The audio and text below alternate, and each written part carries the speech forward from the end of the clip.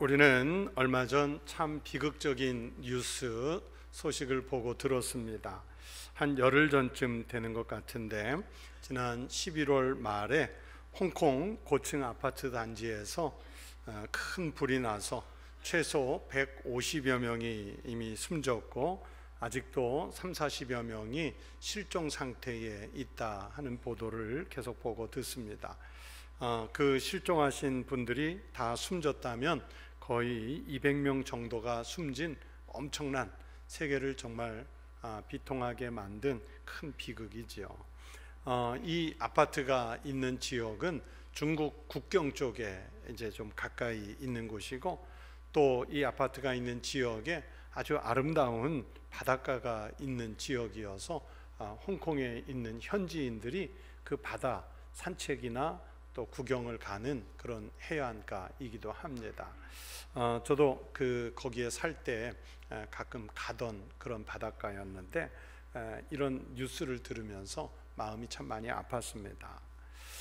이번 큰 화재에서 화재 발생 3시간 만에 정말 극적으로 구조된 사람 중에 윌리엄 리라는 사람이 있습니다. 40세이신데 이 사람은 집에서 쉬고 있다가 아내가 밖에서 지금 아파트에 불났다고 전화로 알려와서 아파트 단지에 화재 소식을 알았다 했습니다.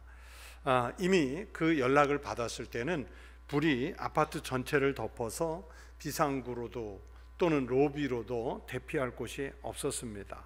그래서 인터뷰에 그렇게 말했더라고요. 자기는 집이라는 연옥에 갇혔다 그랬어요. 그렇게 무기력하게 구조를 기다리고 있으면서 이런 생각을 들었다 했습니다. 절망의 비가 쏟아졌다. 너무 잔혹해서 숨이 막히는 것 같았다 그랬어요. 그러다가 정말 극적으로 소방관이 어떻게 그 층까지 들어왔고 그러면서 화재 발생 후 무려 3시간 만에 구조가 될 수 있었습니다. 구조가 된 다음에는 이렇게 말했어요. 구조를 기다리면서 짙은 연기보다 더 숨막히게 한 것은 철저한 무력감이었다. 내가 할 수 있는 것은 거기에 앉아있는 것뿐이었다 그랬습니다. 정신은 또렷했기 때문에 무엇을 챙겨가야 할지 고민은 했는데 결국 챙겨갈 게 없는 거예요. 빈손으로 나왔다 그랬습니다. 그러면서 이 사람이 인터뷰 말미에 참 중요한 말을 했어요. 인생은 내가 주인인 줄 알았는데 이런 철저한 절망 앞에 있고 보니까 내가 주인이 아니더라. 내가 주인인 것처럼 살아왔는데 이 절망 앞에서 보니까 나는 무력한 존재이고 내가 내 인생의 주인이 아니더라. 그런 말을 했어요. 여러분에게 이런 그 절망의 순간을 맞닥뜨리면 여러분은 뭘 챙기겠어요? 여러분이 챙겨 나와서 생명의 보탬이 될 만한 게 뭐가 있겠어요? 그리고 또 묻습니다. 여러분은 이렇게 절망적인 인생 앞에서 여전히 내가 인생의 주인이라고 생각하시나요? 여러분의 주인은 누구입니까? 이 사람이 절망 앞에서 인간의 무력감 그리고 자기가 통제할 수 없는 그런 힘을 느꼈기 때문에 그렇게 말했을 것입니다. 그만큼 절망이라고 하는 것은 우리 인간을 무력하게 만드는 요소입니다. 절망 그러면 금방 떠오르는 철학자가 한 분 있습니다. 19세기 덴마크의 유명한 실존주의 철학자인 키에르케고르라는 분인데 이 키에르케고르의 대표적인 책 죽음에 이르는 병 그 책 제1편에서 키에르케고르가 이런 예를 비유로 들었습니다. 완전히 건강한 사람이란 단 한 사람도 없다고 의사들이 말하는 것처럼 어떤 의미에서는 절망하고 있지 않은 사람은 한 사람도 없다고 말할 수 있다 그랬어요. 자신의 내면에 어떤 동요나 불화, 부조와 불안을 느끼지 않고 사는 사람은 아무도 없다는 거예요. 즉 병이 없는 사람이 아무도 없는 것처럼 자기 내부에 정신적인 병을 갖고 있지 않은 사람은 아무도 없다 그랬어요. 그런데 우리 인간이 갖고 있는 그 병 중에서 가장 심각한 병이 뭐냐? 키에르케고르는 그 병이 질병이라는 거예요. 그 절망이라는 거예요. 그래서 키에르케고르는 그 책의 제목 제1편 자체를 제목이 뭐냐면 죽음에 이르는 병은 절망이다. 죽음에 이르는 병은 절망이다 그랬어요. 그래서 절망은 죽음에 이르는 질병이라는 말이 거기에서 나왔어요. 이 키에르케고르라는 철학자는 아주 독실한 목회자를 꿈꾸었던 독실한 기독교 신자였기 때문에 오히려 신앙 안에서의 죽음은 절망이 아니라 그건 희망이에요. 그리스도인들에게 그래서 죽음이라는 순간은 오히려 삶에 이르는 통로가 될 수 있습니다. 그러나 이 절망은 사람을 죽음에 이르게 하는 치명적인 병이 됩니다. 이 병으로 사람의 육체가 죽지는 않아요. 여러분, 절망한다고 해서 몸이 죽든가요? 아니잖아요. 하지만 이 절망이 무서운 것에 대해 키에르케고르는 이 절망의 괴로움은 오히려 사람이 죽을 수 없다고 하는 바로 여기에 있다 그랬어요. 진짜 절망하는 사람은 몸이 죽는 것은 아닌데 정신이 죽기 때문에 무섭습니다. 최후의 희망인 죽음마저도 상실한 이 절망이 우리 인간을 죽음으로 내몰아요. 그래서 인간에게 어느 정도는 병이 다 있고요, 이 절망이라는 병은 그 중에서도 영원한 죽음을 불러오는 아주 처절한 병입니다. 그리스도 안에서 죽는 죽음은 말씀드린 대로 하나님 나라에 대한 희망의 통로가 되지만, 그러나 자신의 무능으로 인해서 죽는 죽음은 그건 인간의 영혼과 정신을 영원히 죽게 만드는 요소입니다. 오늘 우리가 읽은 이사야 본문에서 선지자 이사야는 우리 인간 자체를 어디에 비유합니까? 풀과 시드는 꽃에 비유해요. 인간은 자신의 잘못으로 인해서 하나님의 처벌로 구원을 바랄 수 가치가 없는 희망이 없는 자가 됐습니다. 진짜 절망해야 될 사람이 되었다는 뜻입니다. 선지자는 마른 풀과 시든 꽃이라는 비유를 들었는데 누구를 대상으로 한 거냐면 이제 곧 멸망해서 포로로 잡혀갈 이스라엘 백성들을 말하는 거예요. 아무리 강성한 힘을 가지고 한때의 세계를 지배했던 민족이라도 역사 속에서 보면 멸망했던 것처럼 자기들도 멸망해가는 백성이기 때문에 선지자 이사야는 마른 풀, 시든 꽃이라는 말로 자기네들의 지금 놓여진 형편을 고백합니다. 그래서 어느 주석학자는 이 본문의 고백을 자포자기형 고백이라 그렇게 말하기도 해요. 포기한 거예요. 희망이 없는 포기예요. 오늘 본문에서 이사야 선지자가 말씀하려고 하는 말씀의 내용은 여호와의 기운이 그 위에 불어서 풀도 마르고 꽃이 시들듯이 지금 이스라엘이 지금 이 말씀 속에서 겪고 있는 현실은 하나님께 불순종한 그 결과로 멸망할 것이기 때문에 나는 이제 더 이상 당신들에 대해서 할 말이 없다. 이사야 선지자가 그렇게 말하는 거예요. 여러분, 요즘에 보면은 나이가 들어갈수록 좀 깜빡깜빡하는 게 있죠. 내가 저 사람 잘 아는데 입에서는 마음속에서는 이름이 맴돌고 있는데 이름이 몰라, 안 나와요. 이름이 안 떠올라요. 어떤 특정한 상황에 이 단어, 너무나 잘 아는 단어가 떠올라야 되는데 단어가 안 떠올라요. 전화번호가 안 떠올라요. 그런 경험을 저만 하나요? 다 하죠. 다 하죠. 다 해요. 우리 인간의 기억력은 10세에서 대략 23세 그때 절정을 이루고요, 상상력은 20살에서부터 30살에 절정을 이루고, 또 창조력은 30살부터 55세 사이, 그리고 종합적으로 판단하고 결정하는 능력은 40에서 55세 이런 정도의 절정을 이룬다고 그래요. 그래서 나이가 들면 그 절정기를 지나면 점점 쇠퇴하는 거죠. 당연한 거예요. 그래서 자꾸 옆에서 그것도 기억 못하냐고 야단치지 마세요. 그게 정상이에요. 잊어가는 거예요. 우리 인간에게 그렇게 나이 기억력이 됐든 상상력이 됐든 종합적 판단력이 됐든 절정의 시기가 있었다는 얘기는 반대로 얘기하면 절정의 시기가 지나면 쇠락해 간다는 거예요. 소멸돼 간다는 뜻이겠죠. 그러다가 마침내는 기울어지다 없어질 날이 우리에게 옵니다. 우리 인생만 그럴까요? 여러분, 사회, 기업도 똑같습니다. 제가 얼마 전에 신문 경제면에서 이런 기사를 봤어요. 지난 20여 년 동안 세계적인 IT 기업의 순위가 어떻게 변했는가를 분석한 기사였어요. 여러분, 지난 20년 전에는 IT 회사들의 순위가 이랬답니다.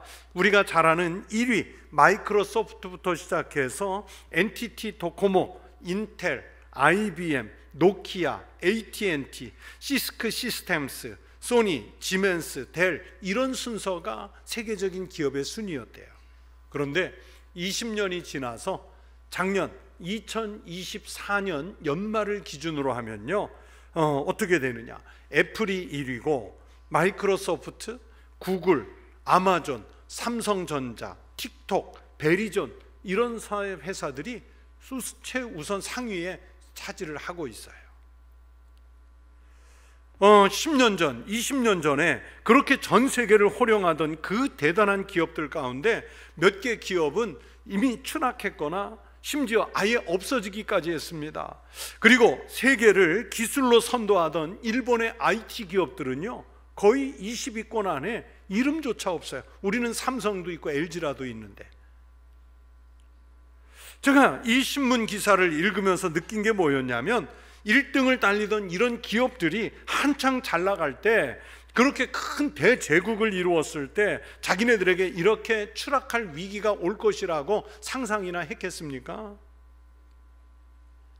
자, 작년의 기준이었는데 또 앞으로 10년 후에 이 순위를 다시 조사하면 지금은 세계 10위 안에 들어있지만 또 10년 후에 그때는 없어졌거나 아니면 한참 순위가 밑으로 처지는 그런 기업들이 또 나오겠지요. 그래서 여러분, 인간의 수명도 그렇고요, 인간이 가지고 있는 절정도 그렇고, 또 인간이 경영하는 기업도 그렇고, 인간이 하는 일에는 영원한 것이 없습니다. 인간은 유한한 존재이며 결국에는 없어질 존재라는 말씀입니다. 왜 우리 인간이 이렇게 절망적인 존재가 됐을까? 앞에서 말씀드린 키에르케고르라는 철학자는 죄가 바로 우리 인간의 절망의 원인이라는 거예요. 그 우리를 절망하게 하는 그 죄가 어떤 죄들이냐면, 자신의 약함을 부정하는 그런 죄, 고집이 너무 세서 자기 자신만을 고집하려는 그런 아집, 그리스도가 거짓이라고 적극적으로 말하는, 즉 예수님을 부인하는 죄들이 바로 우리 인간에게 절망을 불러오는 죄들이래요. 오늘 본문도 바로 인간 자신들이 이렇게 마른 풀이나 시든 꽃같이 무능하고 무기력한 죄의 존재들이라고 오늘 성경이 말씀하시고 있습니다. 그러나 여러분, 우리 인생이 이렇게 절망적인 상태로 살다가 그냥 세상에 아무것도 아닌 존재로 사라져버리기만 한다면 우리가 지금 왜 살아야 되죠? 그렇게 무의미한 존재로 살 바에 우리가 왜 살아야 되지요? 오늘 성경에서 이사야 선지자는 우리 인간의 존재를 마른 풀에 비유하고 또 시들어가는 꽃에 비유를 했는데, 이 풀과 꽃은 원래는 이스라엘의 영화를 상징합니다. 인간의 전성기를 상징합니다.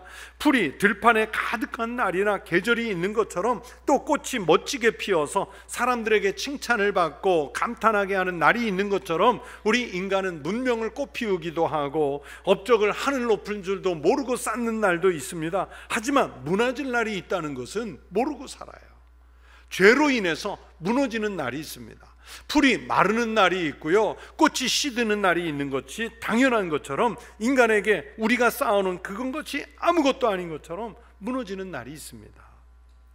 언제냐? 하나님이 심판을 내리시는 그날입니다. 하나님이 심판을 내리시는 그날에는요, 여러분, 우리가 어디로 탈출할 구멍이 없습니다. 하늘이 무너져도 솟아날 구멍이 있다고요? 여러분, 그 말 믿지 마세요. 그 말에 위로받지 마세요.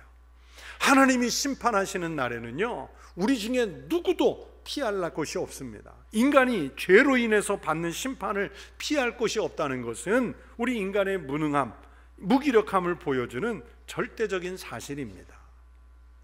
그러나 우리가 신앙을 갖고 의미 있는 삶을 사는 것은 우리는 비록 그렇게 무기력한 무능을 갖고 있지만 우리가 믿는 하나님은 우리를 그 무능에서, 그 절망에서 구원할 힘을 가지고 계십니다. 우리가 마른 풀 같고 시든 꽃 같은 인생이지만 우리를 영원히 세울 수 있는 능력을 가지신 분이 바로 우리가 믿는 여호와 하나님이신 줄로 믿습니다. 철학 용어 중에 인과율이라는 말이 있습니다. 인과율이 뭐냐면 어떤 일에는 반드시 원인이 있고 그 원인 때문에 결과가 생겨났다는 그런 뜻입니다. 즉 원인이 없이는 결과가 없다는 이론인데요, 이 인과율이 종교에 가장 잘 적용된 종교가 바로 불교예요. 불교의 윤회설이 대표적이라고 말할 수 있는데 이 불교 윤회설은요, 전생에 내가 어떤 삶을 살았느냐, 그게 원인이 돼서 그 결과로 오늘을 살고 있다는 거예요.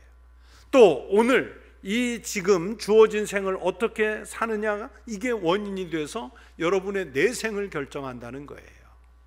바로 불교에 이런 그 영향을, 인과율에 영향을 끼친 사상이 인도 힌두교 사상들이거든요.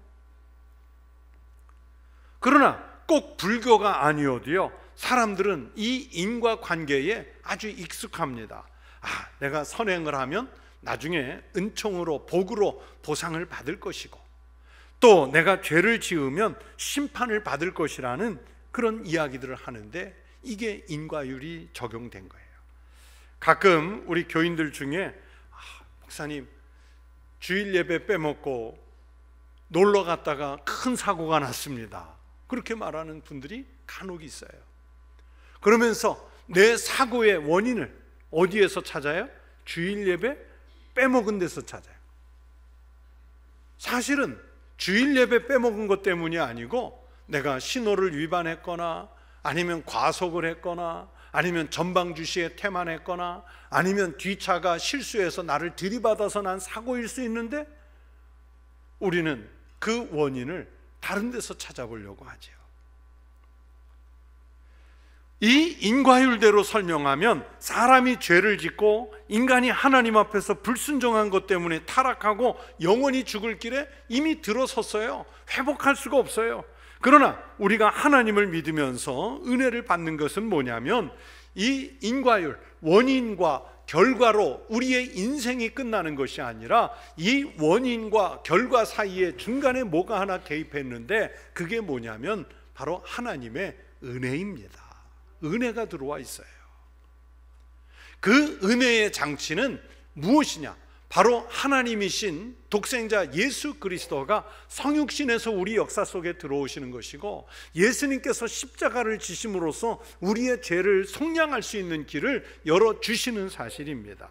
예수님께서 십자가에서 희생하여 죽으심이 인간이 스스로 구원할 수 없는 이 절망적인 상황에서, 우리의 무능력한 상태에서 구원을 받을 수 있는 길을 열어놓으셨어요.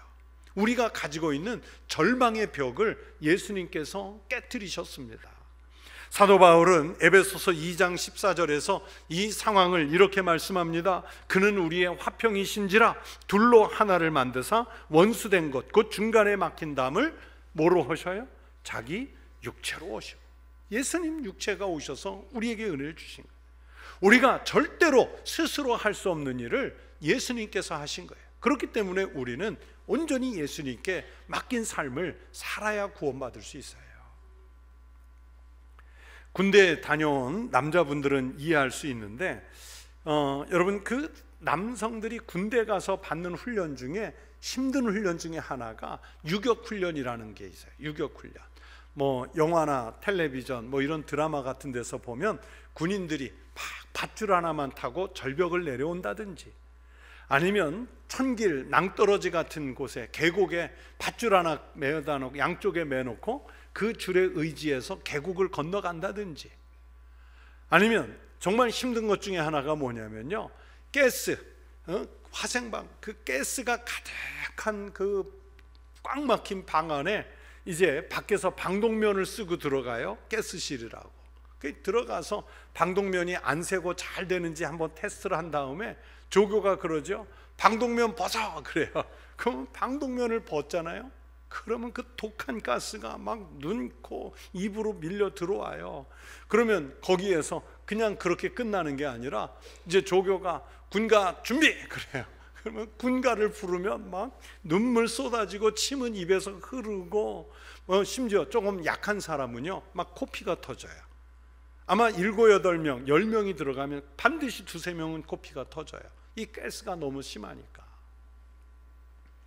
그런데 이 훈련, 코스를 타는 훈련보다 정말 더 힘든 것은 뭐가 있냐면 그 코스를 타기 전에 PT 체조라는 거를 해요. PT 체조. 이 고개 끄덕이는 분들은 다 아는 거예요.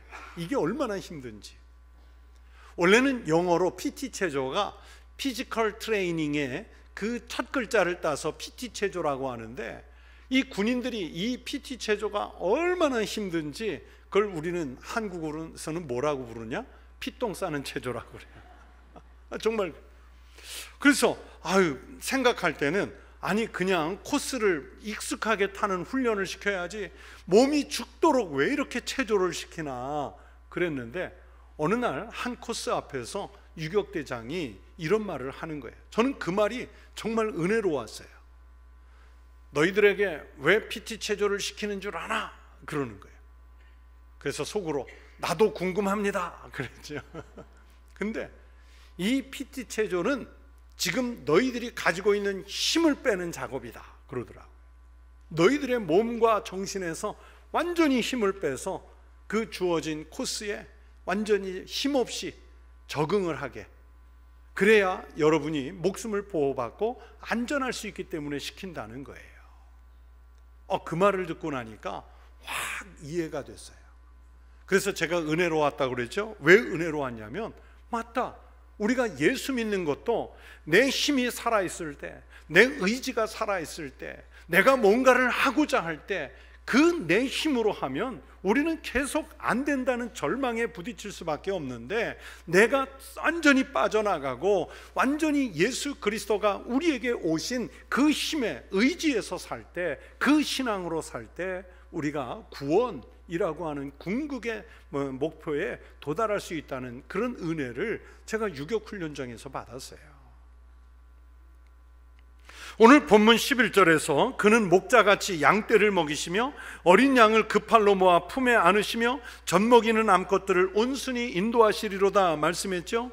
여러분, 목자가 양을 먹이고 소를 키울 때 양떼의 경험이나 소들의 그 둔탁한 지식을 믿지 않습니다. 여러분, 양이라는 존재가 어떤지 아세요?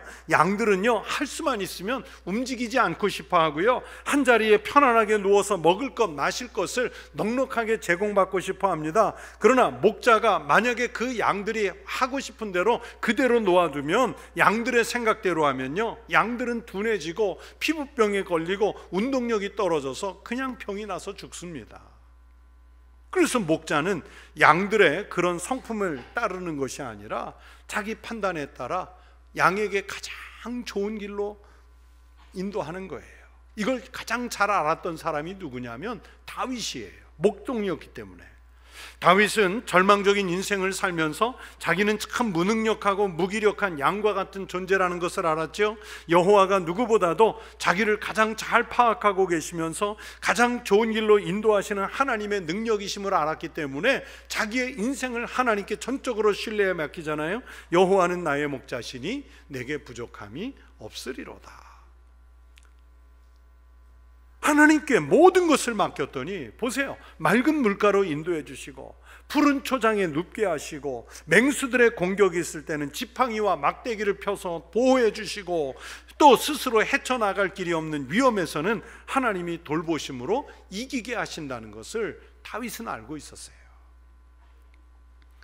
예수님은 요한복음 10장 11절에서 나는 선한 목자라, 선한 목자는 양들을 위하여 목숨을 버리거니와 라고 말씀해요. 예수님은 아무것도 스스로 할 수 없는 우리들, 그래서 죄의 절망에서 헤어나지 못하는 우리들을 돌보시고 구원하시기 위해서 우리에게 직접 성육신해서 찾아오십니다. 하나님은 예수님 안에서 하나님의 나라에 들어온 백성들을 돌보시고 예수님 안에서 성령님을 통해서 우리와 함께 하시는 줄로 믿습니다.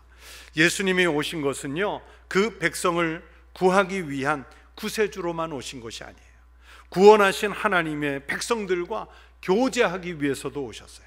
실제로 우리가 어떤 삶을 살아가야 하는지를 몸으로 직접 우리에게 보여주시기 위해서 아기의 몸을 입고 사람의 몸을 입고 우리에게 오셨어요. 우리가 스스로 하나님 나라에 갈 수 없기 때문에 우리는 하늘을 볼 때마다 절망을 해야 하고 죽어야 할 죄인이에요. 우리는 그렇게 무기력하고 무능한 존재들이죠. 그러나 이제 예수님께서 오셔서 우리가 절망만 하고 있지 않도록 천국으로 인도하시고 천국에 도달할 때까지의 삶을 그 몸으로 보여주시기 위해서 성육신에서 우리에게 오신 줄로 믿습니다. 우리는 아무것도 할 수 없는 처절한 절망에 있습니다. 하나님은 하늘 높은 곳에 초월해 계시는 하나님으로 지켜만 보시는 분이 아니시라 우리를 구원하시기 위해 우리에게 직접 찾아오신 하나님 자신이신 줄로 믿습니다. 우리에게 이 강림절에 찾아오시는 예수님을 영접하는 믿음의 성도들이 되시기를 축원합니다. 나의 힘과 경험, 지식, 세상적인 것들에 의존해 살면요, 여러분 언젠가는 그것 때문에 멸망해요. 그것 때문에 절망해요.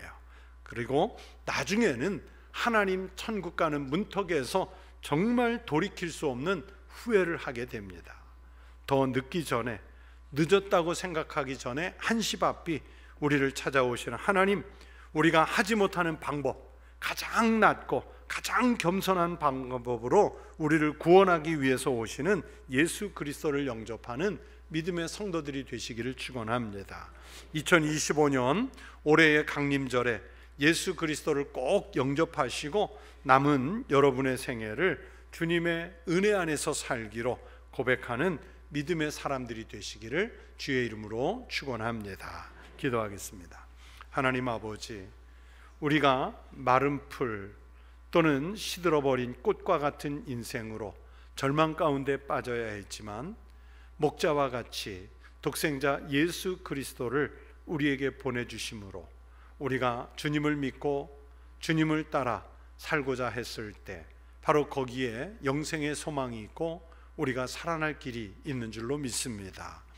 강림절 둘째 주일을 보내며 우리가 예수 그리스도 나의 주, 나의 하나님으로 고백하게 하시고 내가 고백하는 이 땅에 강림하신 우리 주 예수 그리스도의 복음을 가족과 친지와 동료와 이웃들에게도 선전하여 알리는 믿음으로 살게 하여 주시옵소서. 예수님 이름으로 기도하옵나이다. 아멘.